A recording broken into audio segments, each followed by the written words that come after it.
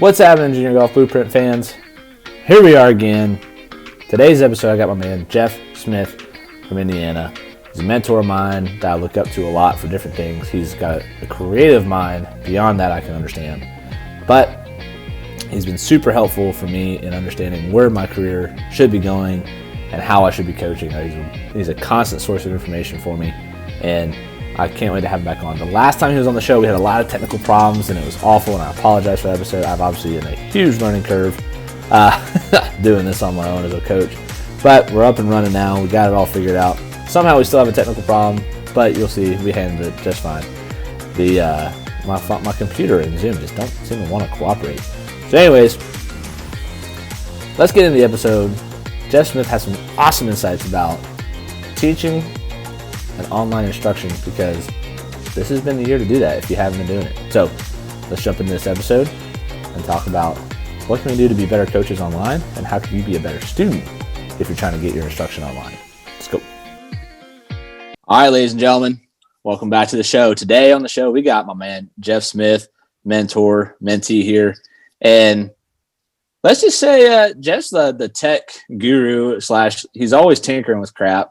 And so it's always a fun conversation when I get on with Jeff Smith here, because usually some rabbit hole tends to become a much deeper rabbit hole than it needs to be, i.e. just trying to get on this video conferencing call is going all kinds of nuts. But Jeff's my man. He's up in Indianapolis, and he got me into the bioswing stuff. He's been on the show before, and we had a bunch of technical difficulties, as seems to be the case whenever I call him. Seems like that. I think it's your end. I really do. I think it's on your end. Look, we all know it's EA's Poltergeist. That's what it is. And so today I wanted to chat with Jeff because there's just a lot of things going on in the golf world. The golf teaching game has changed. He's got stuff going on with Iconic. He's got all kinds of things happening right now that if you're a golfer looking for instruction in the day and age that we live in now in the middle of the pandemic, I mean, Jeff's got a bunch of cool stuff happening right now. So Jeff, since I chatted with you last, I think you've actually changed locales. And it looks like it, doesn't it? Yeah, a little bit, doesn't it? Well, you've been in the studio, and the last time you came up to see me, I was at a different place, different golf course. But this is the beginning of year 4. I'm in my golf studio at Timbergate Golf Course in Edinburgh, Indiana, but I'm still the director of instruction at the Sagamore Club in Noblesville, which is on the north side of Indy. So I bounce back and forth pretty much May through October, but October through May, I'm pretty much traveling, teaching, and primarily in the golf studio here. But we just got done with some renovations. Nice. I don't think you've been to this studio before, but I've been to Timbergate, but if you did, you made some changes to it. I did. I made some changes. I knocked out a wall. And knocked out a bar area, and I've got a lot more. Usually it's the other way around. The bar area knocks you out. Yeah, usually that's the case, right? Well, apparently I had some pull. So there you go. So what I got to do was after we knocked that out, that gained about 10 feet of space. Dang. And the wall being gone now gained about 10 feet of space. And then so it made me shift the room. Nice. So I got an extra 20 feet, and I got a new screen, and I changed the shift of the room, and now I can have 4 people at a time, side to side, with plenty of space in between them.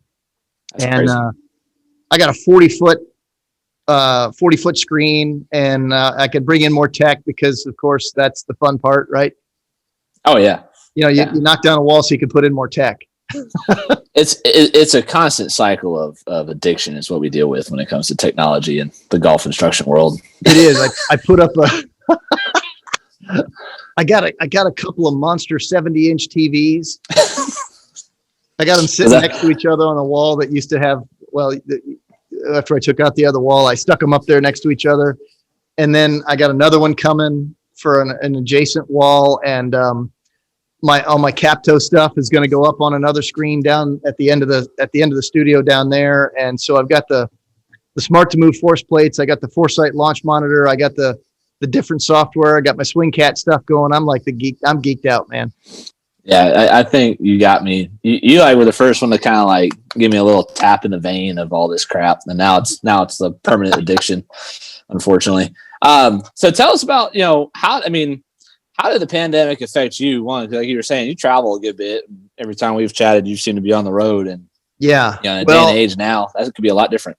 It is a little different, right? I did get to get in a car and get down to Savannah, Georgia, and teach a little bit with Joe Plecker.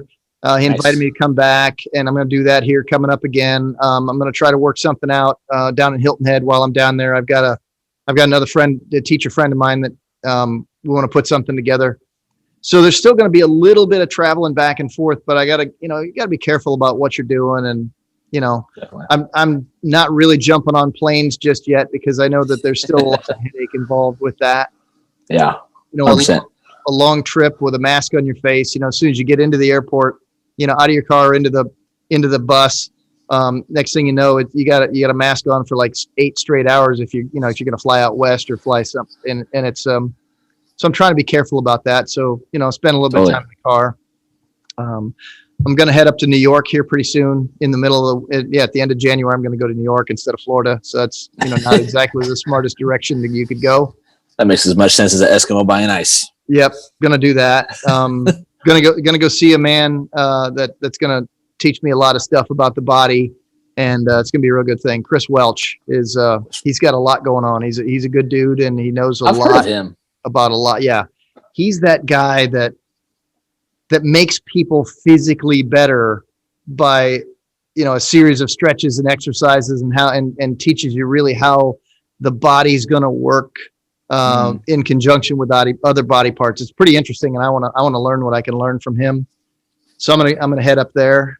But I've done some other stuff, from the technology end. I just got done recording a Zoom session for the PGA of America on their, cause it's PGA Show Week is next week, and it's going to be a virtual summit kind of a thing. And we're all going to pick and choose what we want to watch and what we want to look at. But this year I got invited to be one of the speakers for an education seminar that the PGA of America puts on. And I did it on certain types of feedback. And since I've got all kinds from low tech to high tech, it was a pretty good topic for me to talk to about how do we make our players better using certain kinds of feedback. And I didn't just go with the high tech stuff because I know there's a lot of folks out there who don't have the same pieces of equipment to use. Hey man, my $1 foam noodle from Dollar General gives you a hell of a lot of feedback. It does. There's a lot of things, right? From strings to pool noodles to different things. And it's about what are we learning from the feedback? How do we tell the player, what are we getting out of this? Mm-hmm. And so it's kind of being smart use of some non-technical stuff. So it's really, so I did a little 35-minute presentation on that. It's going to be pretty neat. And then I got this online platform that I use a lot. Platform's called Iconic. You've heard me talk about it before. Yeah. And it's really terrific for people that I can work with them remotely because there's information in there. I've been part of the content committee for this thing. And so I've filmed a lot of content for it. And so we put together lessons. And to find out if a player needs X, we have a lesson built for that. And within the lesson, it's not just a video on how to do this kind of thing, but there's some skill drills and some things that go with that in a whole lesson package, so to speak. Somewhat like you and I do when we have a student in front of us going, hey, Matt, let's talk about this bunker shot right here. And here's what you're going to do. And oh, by the way, here's how to practice it. And then it comes with a series of tests as well to see, how good you're getting at that. And so there's a lot to this. And that platform's really good. And I've got another friend of ours that's involved with that too, as I got him involved with that, is James Hong. Who? And James, he's some clown out of New York. He's not getting up there talking about Legos and Star Wars, is he? Yeah, that's, it's funny because he uses some of that in his videos. And it's, it's pretty entertaining. So here he is swinging his lightsaber at a ball. Use the force. That's exactly right. That's awesome. But, I remember you guys talking to me about that at the show. And from what it sounds like already, it sounds pretty awesome, because a lot of what I've always kind of said is, it's you have to be careful with that stuff, because you don't want the YouTube effect, right? Where it's like, blanket statement, how to fix slice. Right. I mean, God bless how many times you see that on YouTube. But it sounds like you got like, you're kind of tailoring that into, buckets. And that's kind of like our protocol anyways with the bioswings type stuff. And that's right. I mean, that sounds way more, specific, I guess is the right word. Yeah. Well, we filmed a bunch of content first that was pretty broad based, right? Generalities. And then we started to nail it on let's trim this down. If you're this kind of a player, let's say you're a vertical force player and your hand you're really better off, your speed is better off with your hand a bit more on top, and your club's going to exit a little bit closer to your body, and right. Find out you're going to use some vertical force in this. Let's say that you're that guy. This is a way that could help you create any other kind of shot out of this. And what would we do if you're this kind of player? What would we do to give you the ball flight you're after? So we went all kinds of different directions with this, because we're trying to help not only our students with this, but we're trying to help other coaches become better coaches by using this platform and using it and realizing there's more to it than just the generalities. Right. But we got to start with the generalities, because people got to have an understanding of the basics of what the club's got to tell the ball to do. Right. And that was going to be kind of more my question is like, this last year, we probably saw more coaches doing online content via Instagram, Facebook. I was guilty of starting a YouTube channel. Yeah. And, the one thing I've always kind of warned the guys that have talked to me about is like, look, you're going to put something out there and it'll work for some, you'll get trashed by others. You're never going to make something that fits everyone. But, I think kind of like, and I talked to James Hongley, who just talked about this early on in the pandemic. And it's like, it was almost comical to me because so many guys didn't even know the technical portions of it. Just like, wear these headphones or something like that so the audio doesn't suck, And so for coaches out there, what are some of these, like, I mean, obviously Iconic would be a great tool for a coach to get involved with, but like, what are some of like the things when you're shooting this content, like how do you create a plan for it, or what tips do you have coaches to kind of help them be effective at it and actually make quality content? You mean what kind of tips do we have to use any platform? Yeah, I mean, if you're like, now we have like Instagram has like TikTok like videos for Instagram, right? Where I've done a bunch of those like, audio-less type tip, but you have, coaches that want to put up a YouTube video, start a YouTube channel, and what's more boring than one coach standing in front of a camera talking about how he's going to fix your slice for 5 minutes. But, a lot of people don't know where to start or how to even get it going, So what tips would you have for a guy that just wants to, get the ball started? And then we'll go more into like how Iconic could play into a coach's facet. Yeah. Well, the first thing to do is to realize that everybody makes videos and everybody does it similarly. And when you're doing a video and you're going to put it up on any platform, you're going to use you're going to use the thing in portrait mode. You're going to do a square video, right? Right. And so you need that. And then you need a good microphone. Now there's a lot of them on the market, and I've found a handful that really work well. And they're the ones that are going to deaden the exterior sound. Right. And because if no matter how good your information is, and now no matter how good you look on camera and how well you present your information, if it sounds bad, nobody's paying attention. They quickly flip the switch off, right? Because you got to get the quality of the audio to match the quality of the video. And some of them will be put into some other app, like this particular microphone set comes with its own app, and then you download that into your camera roll, and then you can upload it into your platform that you're putting it on, or you're editing, whatever. But you gotta seek out some of those little microphones, and some of them are Bluetooth, and I've used 3 of them that are Bluetooth that are just awesome. But 2 of them have their own platform, and 1 of them doesn't. So I got a couple of them here. Really, it's funny. They happen to be sitting on the counter.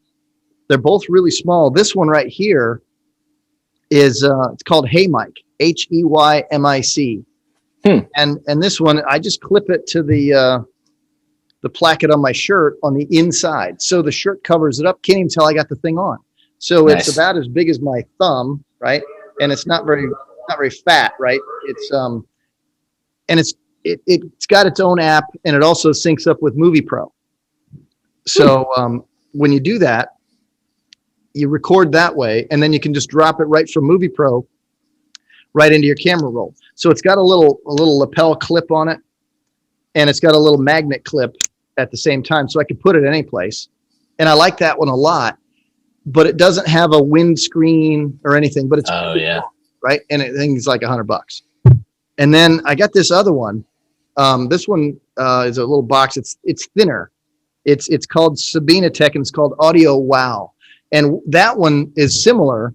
It clips on and it does this thing, but it's thinner than this one and lighter weight than this one. But the thing I like better about that one is it's got in its own software, it's got like a sound studio, and it just gets rid of echoes.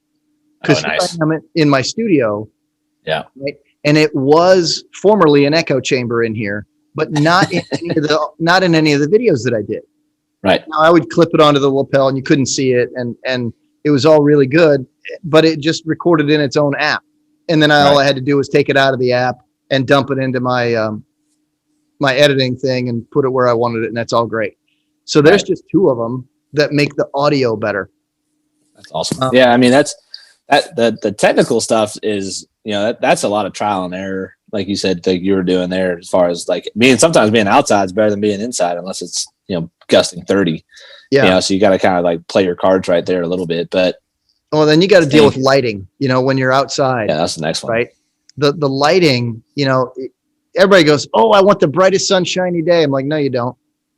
You want a flat. Now you're going to be, because you want light on your face. You don't want to turn your back to it. So you also don't want to be squinting. Right. But from a camera perspective, if it's a real bright, sunshiny, glary kind of a day, that thing's not coming out looking as good as what you think. Mm-mm. A lot of times the overcast day is the best light you can get. That flat light. And then all of a sudden as you got the light in your face, so you're not squinting because it's not so bright, then all of a sudden your video can look really good. And sometimes that overcast day makes the green grass look greener. Right. It makes the ball look brighter white. It makes the grass look greener. It makes the sand look whiter. It's unbelievable to me, the difference in that. And you just don't think of it that way, because you're thinking all the time, man, bright sunshiny day, let's go out and shoot some video. I'm like, well, maybe. How about we wait till the afternoon? Yeah, exactly. So when you talk about like creating content, then that was a bunch of great technical portion of it too, which is, like you said, if you might have the best crap in the world where everybody's buying it, but if you throw it up there and it looks like crap and it sounds like crap, ain't nobody gonna listen to you. Yeah. But when it comes to producing content like you guys are doing for Iconic, and it is kind of more of a, not to say you don't have interactions with the players, I know you can, but if you're creating content, you don't know who your audience is, where should somebody like start, or how can they have a little bit of success from shooting that kind of content? Because it's hard just to stand up there and figure out ideas. And look, every time I come to see you in the studio, there you got some new gizmo or some crap in there that you've built up from the ground up, and you're like, look at this. No. And I'm like, what in the heck? Like, how do you even come up with it? So the reason why I'm asking this question is because you're one of the most creative minds that I know, where you just can just come up with ideas. How can you? That's ADD. That's what that is. That's what that is. All right. So for some of us that aren't gifted with that, how do you kind of like, how are you coming up with some of these tips? Are you like jotting these notes down as you give the lesson? Or are you, planning it out from previous lessons you've given, or what? How are you doing that stuff? I'll tell you, there's a lot of things that spring into my mind as I'm talking to a student. My mind is still somewhat scanning around for what can I use as a reference that student can glom onto. Right. For example, I had a beginner lady in here this morning, and we were talking about the left-hand grip and where she needed to hold the club to have more control over it and whatnot. And I was talking about having the club in her hands and having it in there, and have the grip tucked into the little base of the pinky finger on her left hand and put it in there first and then kind of curl her hand around. And then I just brought it up in front and I said, it's kind of like driving your car where you'd have the steering wheel in your hand and it would be in that spot and the thumb would be underneath and then you'd just be controlling it. And then I had her pick up the club and start doing that. And she realized she did have control over what it was. And next thing you know, she started to feel that. And I just came up with that right off my head. And then so when I saw her reaction to that, I made a little mental note that I can do that again. And so then I went over and got a different visual, which at one point I have some hula hoops. We all kind of got hula hoops, right? Well, what I did is I cut a hula hoop into thirds so I could make little arcs and lay it on the ground for people. And then I decided to put a grip on one. And so I did that and I made that little steering wheel thing and she saw that. And then I put her other hand on there and she realized what she could do with that. And she realized that she could actually move a club that way because it had zero weight when I had her holding a gripped swim, or not a swim noodle, but a hula hoop. And she realized that all of a sudden her grip worked because she wasn't trying to relate her hands to a club face anymore. How about that? She wasn't thinking about it in that way. She just put her hand on. And then I took that out of her hand and then I just handed her a headless shaft. I've just got some out there, that you can go out of some fitting system or you just go hack some, a club head off an old lost and found 6-iron or something. Right. And so what I did is I just handed her that and talked about the grip so she could pay attention to how it felt in her hands, like she just picked the thing up. And it was just like holding a stick, like it was completely natural because she was no longer trying to relate, again, her hands relative to where that club face was. And she wasn't trying to mentally reconcile what she had to do differently. And she's like, yeah, that fits really well. And it just feels like I'm holding on. I'm like, it's perfectly natural, right? And she said, well, yeah. So I'll do that as far as making videos. I'll remember these lessons. And I'll break that out. And then as I'm talking to the camera, just like I'm looking at it right now, I'm just talking to, I just imagine it's a person. And I just have that conversation with a camera. It's kind of an inanimate person, right? It's funny. I was talking, I'm friends with Zach Radford and we kind of chat about this stuff a little bit. And it was interesting because we were shooting videos and there was like a little scripted part he was trying to do for his brand Ostrich or whatever. And we just kind of chuckled because it's like, sometimes it's like super easy to do things like just that come naturally to you, right? Like having no script, just blowing right through it for something like that's kind of me. Like you give me a script, all of a sudden I stutter, I can't get the words out, I forget a line, and then you're like sitting there trying to read it.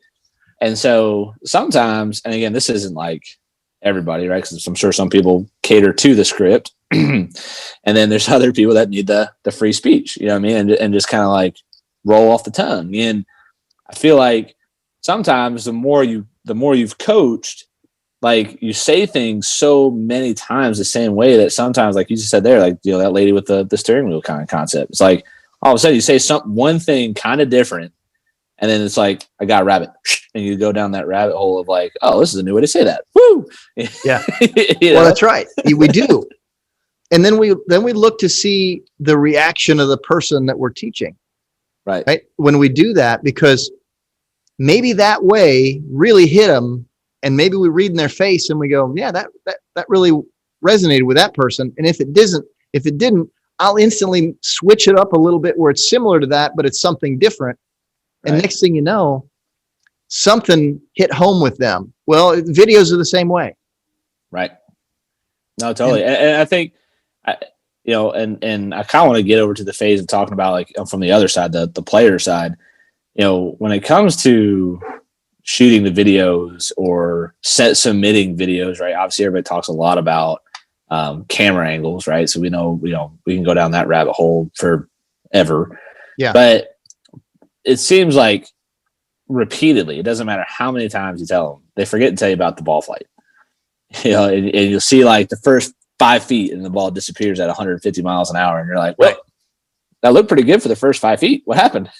So if you're a player, like, like you were trying to go to Iconic or you're trying to go to Jeff Smith for, online help, what suggestions do you have for people and what kind of like real expectations should they have for online instructions versus face-to-face instruction? I think some of the expectations that I would like when I do online instruction, right? I have a bunch of people from my radio show that send me their golf swings, and they always want, hey, this is my golf swing. The first thing I do is I say, okay, I want your email address and your phone number, and I want to do a little half-hour Zoom session with you so we can get to know a couple things. Because what I want to do is find out, how can this person move? Right. Because it doesn't give me context if I just look at their golf swing and go, oh, I see something happening here, and just give something as if they could physically pull it off of what I'm asking them to do. What if they can't? Right. And then if so, what happened to the golf ball and why? So I'm always asking them in the video that you just sent me, hey, Matt, yeah, I got this video. It's right here. So let me ask, I can see where the ball started, but what did it do after it started? You know, because you know, and I know as coaches, and we've learned this, where that ball starts, we know that's where the face was. Pretty darn close, right? It couldn't have been pretty darn close. Face couldn't have been left if the ball started right. That's pretty much impossible. So look, I've seen some weird shanks. We've seen some weird stuff too, but we're going to say, hey, look, if that ball was relatively solidly struck at all, we got a good handle on where the club face was based on where the ball started. And then I want to find out, you know, if it started to curve, how far down the ball flight and how much curvature. And then I want to find out where they really hit it on the face. You know, I really want to find that out. So when I'm having these little Zoom sessions with, you know, it might be 15 minutes of just saying, hey, before you send me this video, you know, here's the thing. I want you to do something and put something on the face. Go get yourself a piece of masking tape, put it on the face of your club, right? And then in the video, after you do that, turn around and show me the impact location on the camera as part of the video. So don't just send me a 2-second video and cut it off. And tell me in the ball flight in the video, ball started here, it got up really quick, curved halfway through the ball flight, and wound up 14 yards of curve. Like it looked like a big amount of curve, or it looked like a gentle curve, one way or another. And then turn around and show me the club face. Now I got a bunch of stuff I can work on. 100%. Now I know.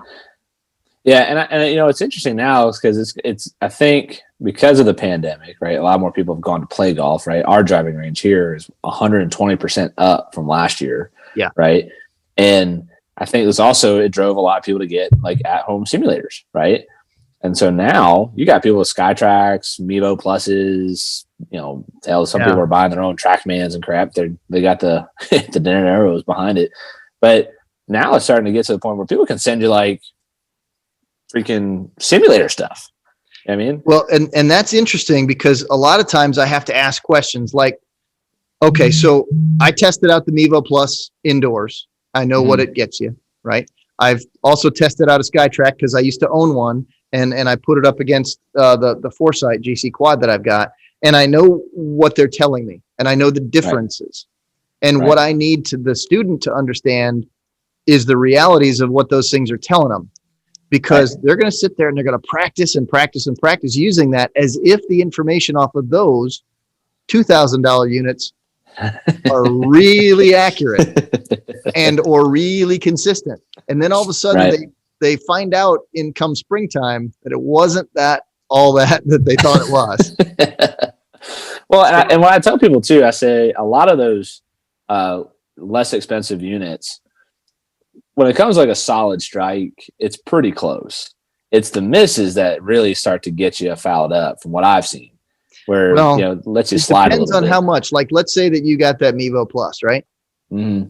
And, you know, you got the distance of it set behind it, and, you know, you read the instructions really well, and you realized that it needed to be at the same height as the golf ball, but so did all the ground in between the golf ball and that, because a lot of people are just propping it up on a book back there, and then it steps down, and then you go forward and they hit it off their mat, which steps back up again. Now the numbers are wacky, and they don't do that right. They skipped that step or forgot it or acted like it didn't matter, and now all of a sudden their numbers are just flat out bad.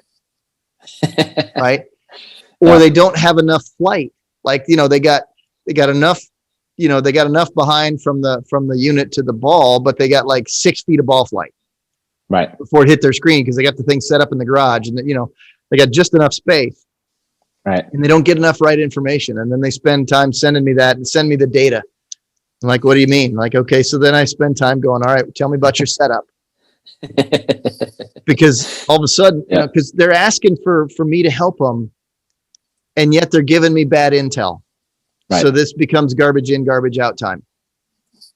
Yeah, and I think, you know, that's you know, because again, knowing the podcast being junior golf related, I think that's part of where my hesitancy with indoor simulators is you got kids that will hit on these things and hold it to a gold standard and then go play and then get all flustered and then they're like, well, it doesn't go the right distance or whatever. And it's like, well, man, you know, oddly enough, I even, you know, when I sold my Mevo Plus, it was to a parent of a girl that I work with, and I was very clear about the parameters in which they set that thing up, because otherwise the bad setup was going to get the girl bad intel, and she's a girl that I'm working with. Right. Now, here's the thing, that has a direct reflection on what we're doing and how they feel about what we're doing, because that's the feedback that they've got. Right. And if the feedback is wrong, now we're in trouble, because then the performance gets bad. And totally. So, you know, you got to get all that stuff right. So here we are talking on this junior golf podcast saying, hey, kids, guess what? Parents, guess what? You better know what the heck you're doing with these things, because you can't just plop them down, turn it on and go, look, here's my stuff and it's right. And why does Matt have a TrackMan that's 25 grand? Why does Jeff have a quad that's 20 grand? How come? Why do they bother using those? My $2,000 unit working great. Yeah, I mean, and that's why I tell people, I was like, look, if I was building my own simulator, I wouldn't have paid $25,000 for a TrackMan. But I teach golf for a living, and I can't afford to have bad information. You know, I can't have wrong numbers that like, oh, that one just, you know, whatever. It's like, I need to be hitting pretty good all the time if I want to be good at my job. You know, and I think, you know, so that, anyways. But so when it comes to, you know, training and we talked about feedback kind of initially with that PGA seminar you did, right? Right. So when we talk about like getting feedback for kids and learning how to make adjustments, what are like, you know, what kind of feedback are you looking at for junior golfers? Now, obviously it's very specific to each kid, so it's kind of hard to throw a blanket on that scenario, but, you know, give us some generalities of like, what would be a good parameters for kids to set up for themselves so that they can actually get, you know, good information back to themselves. Okay, so let's think about it in terms of, with the kids, I like to go to playability, right? What do you think that shot would have done on the golf course, right? So what I do is I sit there and I'll tell them, hey, look, earlier I mentioned about putting a piece of masking tape on the club face, right? Right. All right, that's good for one or two shots, right? Because what's going to happen is the impact is going to bury that stuff right into the grooves. It's going to be hard to scrape out, right? So what I do, you know, is and when I use the kids, is what I'll do is I'll tell them to cut a couple pieces of masking tape and put it on the heel and the toe, and cover up the heel and the toe and leave the center of it exposed, so you know where you're going to hit it on the face, by saying, okay, just don't make any dimple marks on the heel of the toe, and you visually frame the club that way. So now all of a sudden their goal is to hit the center of the face, and they're always looking for that. So there's playability right there. Instantly you get center of the face contact, and you and I both know that's the king, right? Because without it, you got all kinds of squirrely stuff that we could go down a rabbit hole on that. We don't need to. Right. Yeah. Then I start talking to them about playability in terms of if we got things out in the fairway, like if we're going to go practice, what do? Let's say it's winter time and we say, okay, we got center face contact. So now at least we've got that parameter. So we're hitting indoors. I want to see where it hits the screen or the net relative to where it started. So what I'm going to do is something really simple. I'm going to take a ruler and I'm going to stick it on the ground right in front of the net online. So I've got myself a target line, so I can see about how far offline, one way or another, that ball hit the screen or the net. Mm-hmm. So let's say that screen or net is like 8 to 10 feet in front of me, and the thing's already out a foot. Uh-oh. That's a problem. I might have a problem. If at 10 feet away, it's out a foot already, I'm not really thinking this ball is going to stay online. Right? So I'm trying to draw some parameters. So sometimes what I'll do is I'll take 2 alignment sticks. Now that I've got I like a yellow ruler, just because I like the yellow, their visuals, right? And I take some of those alignment sticks that are orange, and then I put them about 6 inches on either side. So now I've got 3 things right out there, and I've given them this visual track to get the ball to start on. Right. And so now I've got feedback of where the ball started, which also means that I know about where the club face was. Pretty darn close, right? It's not going to be exact, but it's pretty good for wintertime work. right? And then I'm going to have them swing between a couple of things down here so we can say, what's the path? Right. So without being technical at all, there's the people can train to do something by swinging between a couple of things. Now I like to use sponges because they're, like those yellow car wash sponges that are kind of like I don't know, not an oval shape, but a kind of like eights. Like figure eights kind of thing, right? Mm-hmm. And I got a couple of those, and they're big and they're ominous looking, but they're soft, right? They're just sponges, and you head over to the big box store and you go get a couple of those. They're $1 a piece, and you swing between them. And the one on the shaft side, I lay down. So let's say it's a right-handed golfer. The one on the inside, I lay the thing down, and so that way the club can pass through it, but the shaft won't clobber it. But the one on the opposite side of the golf ball, I stand up. Stand up, right. And so I've got them staggered a little bit. So it's got to come from the inside, not hit the stood up one, slam into the golf ball, and continue on its way around the laid down one. So now all of a sudden, I've given them something to do with their club at the bottom, right? So they can do that, hit a golf ball, and they hit it in the middle of the face so they can tell, right? And then they can see where the ball started. And so next thing you know, they're practicing something that's really practical. Sure. And I can tell them the playability of that right away. Well, I think that's what, a lot of people want out of their practice is something they can just take to the golf course, like out of the box, right? And converts over from the range to the golf course, right? So when it comes to like that feedback that you were doing there, right, is obviously where if they did something wrong, they would find repercussions, right? Right. What would be one where they get like a positive type of feedback where, they have to hand has to touch something or whatever, right? You know what I mean? Like what are some positive like feedback ones that you do that still have that playability? Well, a lot of those things, right, where you're driving a ball and they feel like, okay, let's use the same scenario of indoors, right? Because it's winter and here we are, right? So a lot of times what I'll do is I'll take away that other stuff, except the golf ball.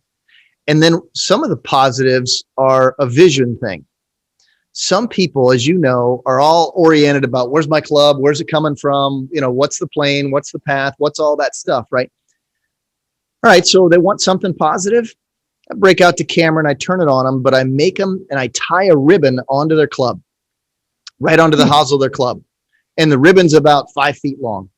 It's just one of those little plastic construction ribbons, right? And you know what? It traces exactly in there where the club was. And I just turn the camera on and I turn it on slow-mo. And they get to see exactly the plane and the path. And they see that where the head is at impact and about 5 feet worth of ribbon trail going right through there. And you know what? They stop thinking about it. Next thing you know, they got their positive feedback because they're now no longer thinking about it. They got exactly what they wanted. They knew where their club was coming from, and it shows coming down, around, and in front. And I always stop the thing right at impact. And they're like, okay, got it.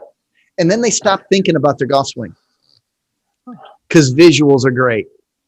I'm stealing that flag and tape thing. And that's smart. It's really good, dude. I'm telling you. It's really good. That's really good. It takes the overthinker and shuts that part down. Right.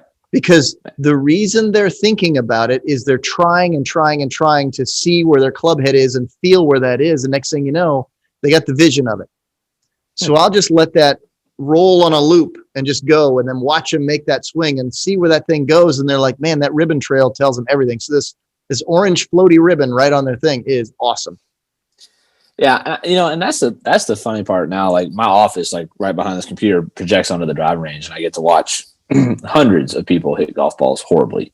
You just stand out there and walk out, hand them a business card, and walk back in. I mean, they have to turn around. They look right at my logo, and I'm standing over the railing just giggling. So hopefully they figure out the two. But it's amazing to me the amount of people that put nothing down. I mean, it's unbelievable. No references. Yeah, like zero. I mean, absolute none. And then you got the buddy trying to coach the other buddy, and I just giggle at that because that just makes it even great. Worse. But that's always awesome. But the like the simple thing like a ribbon, like God, it's like what $2 for like 100-foot roll of that crap probably at like Lowe's. Yeah, and pretty much. And it's like the fact that you can't even do something like that to help yourself out. I mean, it's amazing to me that more people aren't trying to put things in the way, more trying to create those playability, like you said, feedback loops into their practice. And what do you see almost every single time? Somebody's trying to work on some facet of some part of their swing. Usually it's that's something the problem between the start and the top. They work on that all the time, right? Where's my club going? All that stuff. I'm like, dude, if you really want your club to change on the way back, just change your right hand grip. Yeah, exactly. Right. The joint's going to take it in a different direction. I got so many people trying to work on something different. When I want my club to go over this way, I always ask them, well, why? I'm like, well, just I'm trying to do that. Why? They can never get to it. I've apparently set you up very well for a part of the conversation I want to talk about today. Is we build golf swings based on how they're built. Right? Yeah, body parts. Yeah, exactly. Right. And it's funny to me how many people say, well, everybody's built differently. I build golf swings differently. And then you look at the product that comes out of their studio and it's like, no, you don't. Everybody looks the same. And, watching a few of your posts on like Facebook where you talk about like you had one guy's feet were wide open, ball back in the stance, and he was just drilling it. Right. I forget what type of cover under a golfer he was. I can't remember. But, how I'm trying to think of the right way to ask the question, but it's like, how do you convince people, especially kids, right, that their golf swing is not going to look like Tiger Woods, and there's facets that their swing needs to look like to be successful? And a lot of people want to see, toe over the heel, halfway back in line with the hands, clubs coming down on the elbow, and hips are wide open at impact. And I started talking about the golf ball, right? Yeah. I started talking about the golf ball a lot, going, wow, did you hit that one good? And then I get them to go, yeah, I hit that good. And, and when I get them to do that, I take their mind off of those little technicalities. And a lot of times what you're really saying is you're talking about the parents. Yeah. Because when you're talking about the kid doesn't know any different. Right.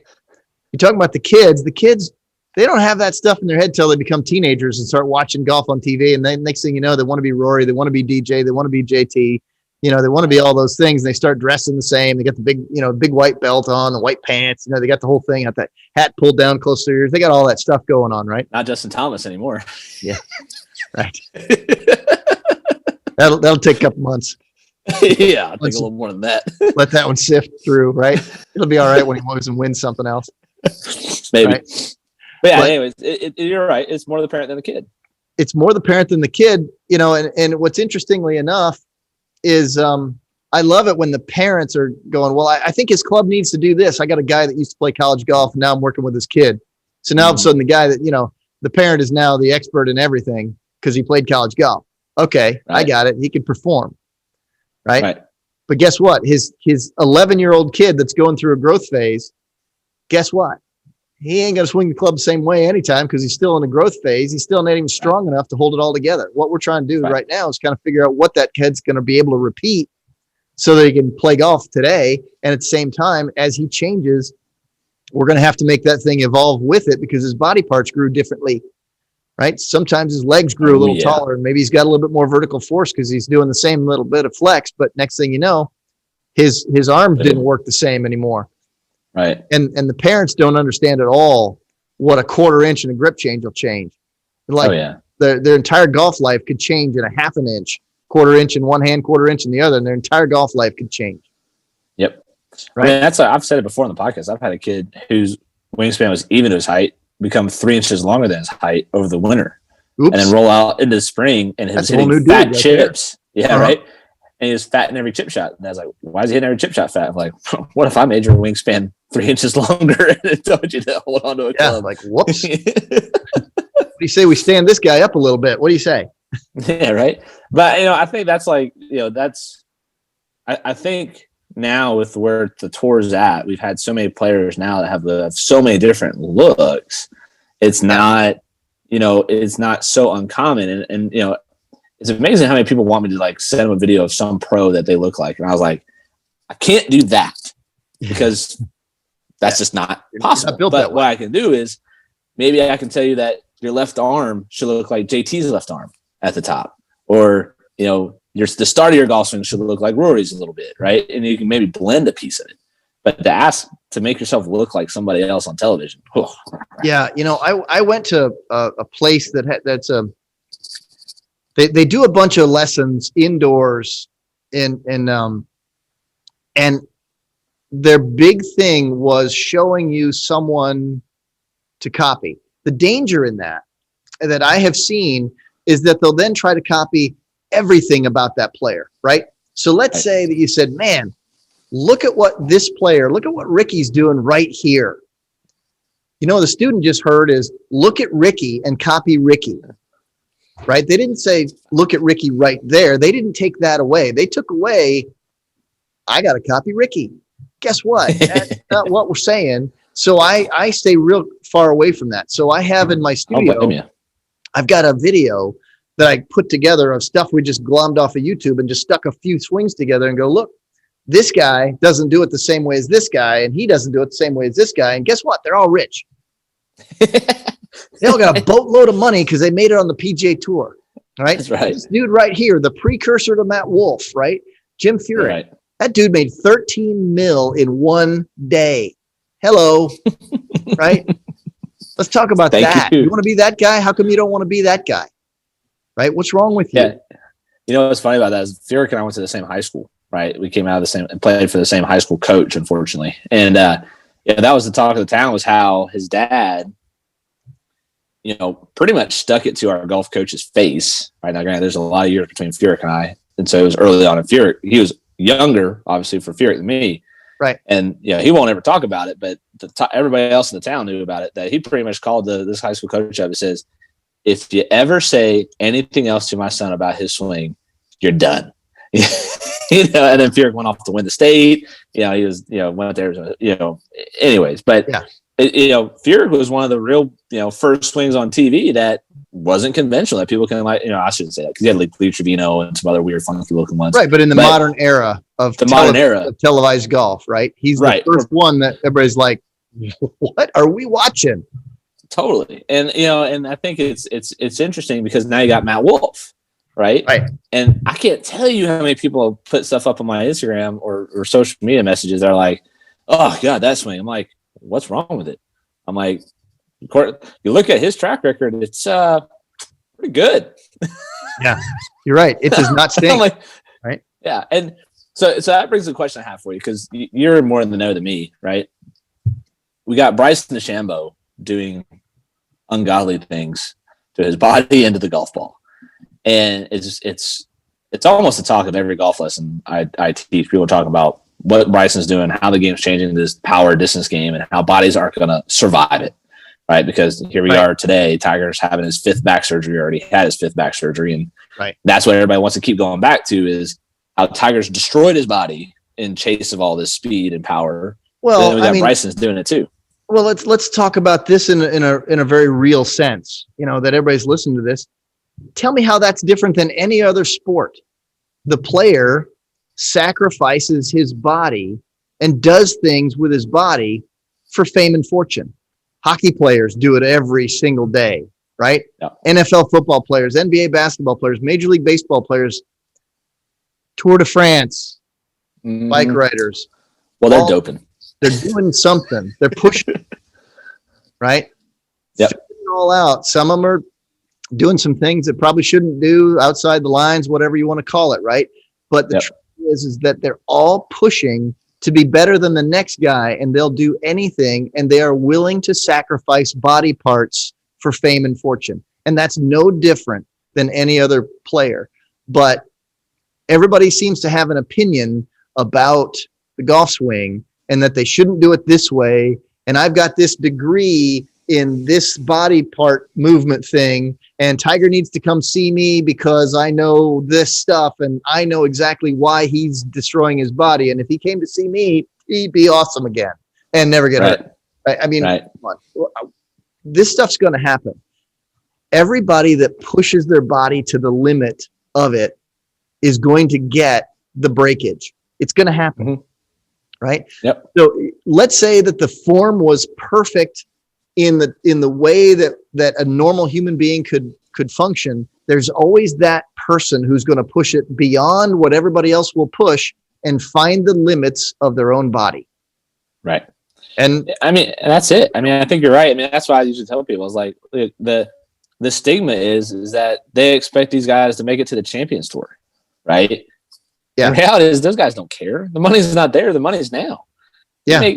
You make $100 million by the time you're 30. Guess what? You don't care about the Champions Tour. No, you don't. And the Champions Tour to a lot of those guys is nothing but show up and get a check because there's no cut.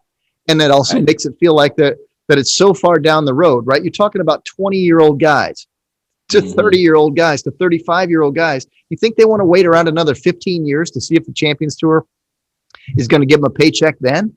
No. Right. They're trying to beef it up now. Heck, these guys, remember the whole the PGA pension thing? Yeah, the more you put into the thing right away, right, you can load that sucker up, I think. Mm-hmm. Well, I mean, can you imagine if there was like a senior NFL? Like, who'd watch that? There's something I've never thought of, but man.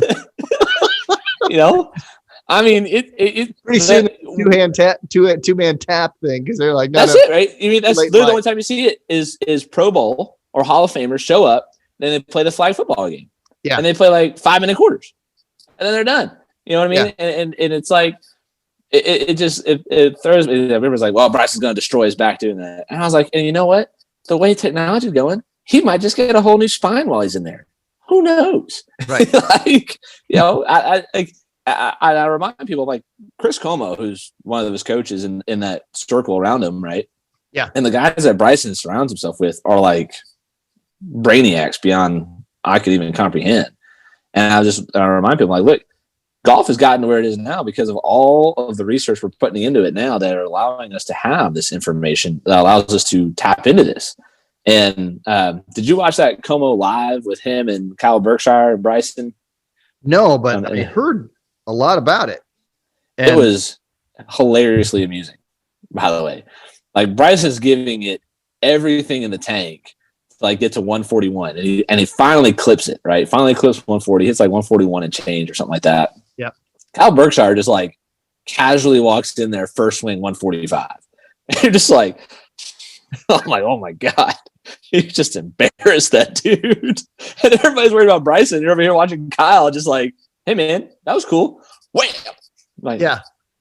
Like, okay. I hope that nets. Really? No kidding. Better have 3 of those. I was waiting. Oh man. Well, some dude stood behind the net to take videos for that. And Bryson was stand, dude. Bryson was like, are you sure you want to stand there?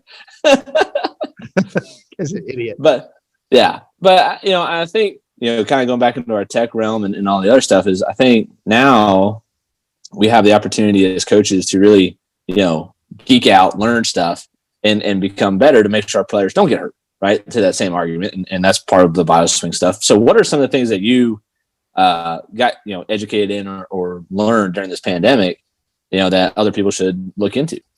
Well, I do more of the stuff that I'm learning is more about how do we move and how can we move that we know that we can predict the movement, right? Mm-hmm. And as we talk about the bioswing dynamic stuff, those screens are unbelievably accurate in terms of what is predictable out of this player.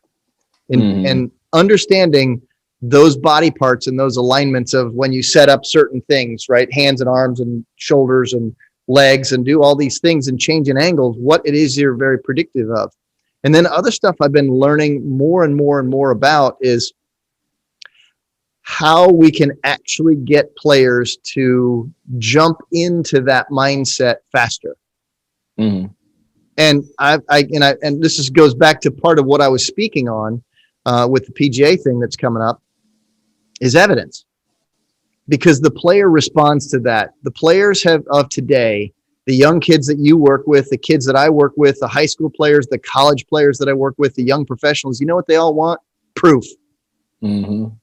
Some form of proof, something that doesn't sound like I pulled that information out of my back pocket and decided to give it to them. No, right. They want to see it. They want to know for sure that they're making steps in the right direction, because they all understand the environment is really, really competitive. Mm-hmm. And so what they're all after is, are we within the parameters of success? So I'm learning more about how to use that to convince the players to take the action, as opposed to just saying stuff like, you just got to practice a little bit more, you'll get it. well, wait a I second. hate that line. If you're doing it wrong to begin with, more of the same ain't going to get it. Right. It's going to get it wrong. Oh, and that's the thing. Like, I'll tell a lot of players focusing on is like, if you're getting told to do it more to understand it, that's probably not the right information. Like, just, I don't buy into that. And it's funny how many players that, like, you just say, hey man, just do this with your hand. And all of a sudden, like, it clicks. And then usually it's like followed by, when I was doing X, that was working really well. Yeah. And like, well, then why'd you go away from it? Well, I was told that wasn't right. I'm like, And you believe your ball flight? I'm like, and your ball flight supports this theory? So that goes right to a story that I got about this college player. He plays at Purdue, and I was working with him one lesson this summer. The coach that he was working with, he just spent the entire summer trying to change the way he moved his club. And all I asked him was, what was your goal at the end? Why were you trying to do this? Well, I didn't have this particular shot, and I can't trust where it's going to go. Okay, I understand. I said, so what's your understanding of why you need to do it? He goes, well, what do you mean why? I'm like, yeah, there's a why you're doing something, right? He goes, what do you mean? So basically what you just said was the players are just doing something because some coach said to do it. There wasn't any why behind it. There was no rationale. There was no productivity. There was no proof of anything. Mm-hmm. So as I work with this player on the first time, I said, well, okay, so let's start from the beginning. What do you want your ball to be as a regular shot? He goes, that's the problem. I don't have a regular shot. I said, how much curve do you like to see in your ball? He goes, I don't want to see much at all. He says, right. I know straight balls are really hard to hit. And I said, yeah, they're really hard to hit. But the truth is that you can hit something pretty darn close to it. I said, do you care which way it goes, one way or the other? And he goes, well, I'd kind of like it to fall off to the right. Now, it's a little bit of a baby fade. So I said, okay. So I tested him, gave him a couple things to do, figured out where his hands were going to go and all this stuff. Next thing you know, I just changed his ball position and his body alignment and let him go. Next thing you know, he had his ball flight. He's like, wait a minute. You mean I don't have to? I'm like, no. So we went through the whys and the how comes and the what's going to happen. And he looked at me and went, well, that's really simple. I said, yeah. I said, here's the fun part is it's predictable. And then he came back and said, okay, so why was I having to do all this other stuff? Reroute, take it back one way, reroute it, do something different. I said, I don't know. I don't know what would make you do that. And so I don't get it. So well, I think part of it too, hand or arm, it changes the whole arm right from the shoulder to the elbow to which direction it's going to move the club. Where's the face going to be now? And it's just, paying attention to those things is a whole lot easier to coach. Oh yeah. And I think that is ultimately it, right? It's like just finding out what their why is, what their goal is. And I had this conversation with Doug Laurie here not long ago about the same thing. And it was like, how do you get a kid, to be accountable for like what they want to do for practice purposes? And I said, well, the first thing I got to know is where do they want to go with it? Do they want to be a PGA Tour stud or do they want to just make their high school team? Because those are very two different levels of commitment, and you can't like lay out a PGA Tour path for a kid that only wants to make his high school team in 6 months. It's like, that's right. Because they don't have that level of commitment to the development. And their goal's not as high, so they don't want to be as focused. They don't need to hit, a kid who just wants to play in high school, his parameters are out here, and a kid who wants to play in college, they're right here. And a kid who says he wants to go to PGA Tour, they're in tighter, right? So he's got they're trying to get as low as they can go and get comfortable with that. And the high school players, the one that's just playing in high school, and he's like, yeah, that's good enough, right? Yeah, right. Get it around and scrape it around and be good enough and go break 40. And they're going to go, yeah, gets me on, I'm playing well enough just to get to go out and play. And the kid who wants to go to college is like, dude, I need to shoot 33. Right? At least. Kid who wants to go to the PGA Tour is thinking, dude, I got to shoot 30. That's a fact. Yeah. Well, Jeff, I enjoyed chatting with you. The time seems to take off whenever we rant on each other's teachings. Yeah. But I was mentioning earlier, Iconic is something that you've gotten yourself into. Plus, you have all your social media stuff going on as well, and you're based up there in Indiana. What would be the easiest, best way for people to find you online and get in touch with you? Simplest way, just go to jeffsmithgolfinstruction.com. I've also got plainandsimplegolf.com, but it kind of feeds to that. And you can just find me there. Email me anytime at jmspga@gmail.com. So Jeffrey Michael Smith, PGA, right? And, you can just send a note, get a hold of me there, and go listen to our podcast. We got those Weekend Golf Guys podcast. We've been doing it now. We're into year number 8. And guess who I get to interview this afternoon? Dottie Pepper. I got 2 lessons, and then I get to get on the horn and I get to interview Dottie Pepper for those Weekend Golf Guys. Got a lot of fun here. That's a good lockup, man. Good work. So National Radio Show, we do a lot of stuff. Got a fun podcast. I'm going to change around a little bit of the format this year, where I just go straight through, where we're going podcast only on some of the stuff we broadcast. But sometimes, we record it for radio, which means there's breaks and commercials and time that we do. But, when you're in a podcast, we can just roll, right? Just like this one, we can roll. Totally. Well, that's awesome, man. And I appreciate you taking time to chat with us.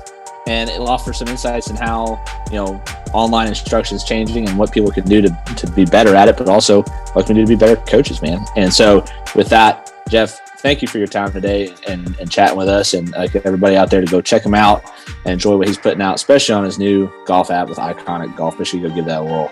And with that, ladies and gentlemen, we're out. Thank you very much.